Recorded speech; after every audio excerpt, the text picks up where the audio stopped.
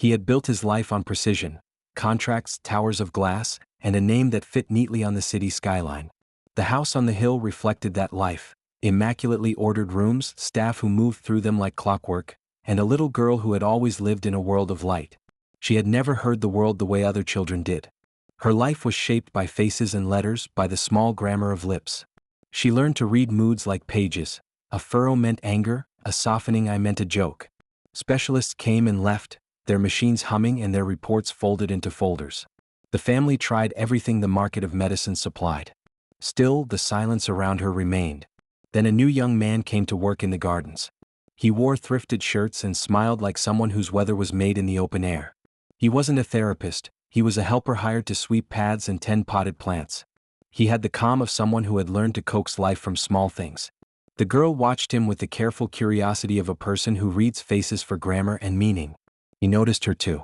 Not with a paused sympathy, not with the clinical interest of others, but with a steady attention that seemed simple and true.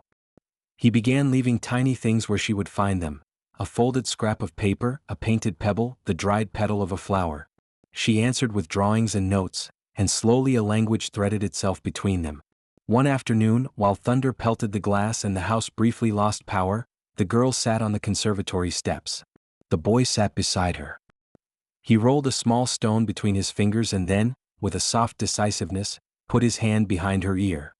His touch was plain and unglamorous, the careful rotating of a fingertip, a gentle pressure in the hollow where skin meets bone. It was the sort of motion someone learns by tending babies or soothing a fevered head. She felt warmth where she had only known coolness. For a breath she thought she imagined it, a phantom of training and hope. Then the tiniest sound, not a voice, not a word, but a thin, bright thread like the whisper of a page turning, threaded itself through the quiet. Her body recognized the pattern before her mind could name it. Somewhere in her chest something unclenched. The boy's face read her like a page. He mouthed, "Can you hear?"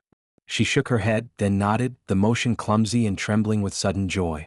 A sound escaped her, a laugh that was small and insect-bright, and it surprised everyone in the room. Staff came running.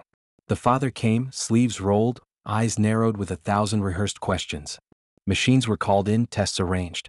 The doctors found anomalies, numbers that didn't fit tidy maps, measurements that refused simple explanation. They ran scans and listened to the metrics and called it a puzzle, a case worth studying but hard to pronounce. The father, who had built empires on certainty, faced something he couldn't quantify. The boy shrugged off the attention with a sincerity that didn't translate to boardroom language. "I learned this from my grandma," he said plainly. He didn't dress it up as miracle. He didn't ask for anything. As weeks passed, the girl's hearing improved unevenly, some days crisp and bright, other days muddled. They learned to live with calibrations. More therapy, more practice, a rhythm of reinvention. The boy stayed. He altered the shape of the household by the smallness of his presence. He taught the girl how to place her mouth around sounds, how to listen with a patience that could be practiced. He sat in the garden folding napkins into boats and showed her how the smallest motions could become meaning. The father offered him money, schooling, a stable room, gestures that in his experience solved problems. The boy accepted help but refused to be a headline. "Keep your awards," he told a reporter once. "I don't need ceremonies. I need my sister to come see me sometimes." He wanted the small dignity of a steady life, not the glare of spectacle. Public attention swelled and then ebbed. Reporters framed the girl as a miracle child and the boy as a gentle savior. The medical community cataloged the case as anomalous. Philanthropists circled. The family deflected most offers. They focused instead on the practical work of learning how to be a household that listened correctly. Tutors tuned to her pace, staff trained in the patience of lip patterns, spaces adapted so hearing aids and technology could be used without fuss. He came from a building where the city pressed its ear against the walls. His grandmother had taught him to settle screaming children with a palm to the chest and a low hum, to knead worry into something softer. That touch had become a sort of grammar for him, a language used at kitchen tables and in church basements. He did not claim any miracle. He claimed only that his hands had learned to listen. Night after night he practiced with the girl, turning the world into exercises. He taught her to feel vibrations on her lips and throat when vowels were shaped. He tapped rhythms into her palm and asked her to translate them into syllables. He made a game of sound, assigning colors to tones and asking her to point when a note matched the color she'd chosen. Slowly, the foreign shapes of words lodged in her mouth and stayed. The father's transformation was quieter and more stubborn than anyone predicted. He had been a man of solutions and guarantees, but he began to measure the boy not by the scope of endorsements but by the way he made his daughter laugh. He learned to ask simple questions at dinner and mean them. He drove to the neighborhood where the boy's family lived and left groceries at the building's entrance without fanfare. He donated to local programs not for press, but because he had seen generosity change a person. Not everyone behaved with grace.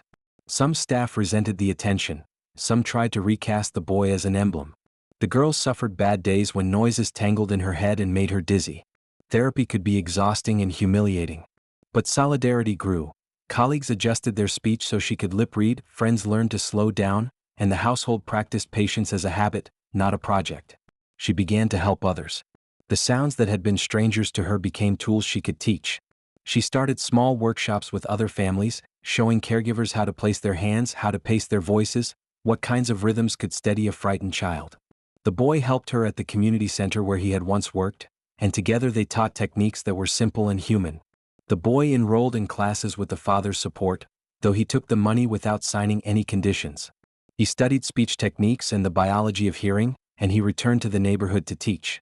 He accepted scholarship money without notes of obligation and returned to the community with new knowledge and the same generosity. There were still bad days when sounds tangled and tests produced confusing graphs. There were nights when silence returned like an old friend. But those nights diminished in frequency. The girl learned to ask for help, to say aloud when a noise hurt her, to take rest. The boy grew into a teacher who also learned from technology and research, blending old kindnesses with new tools.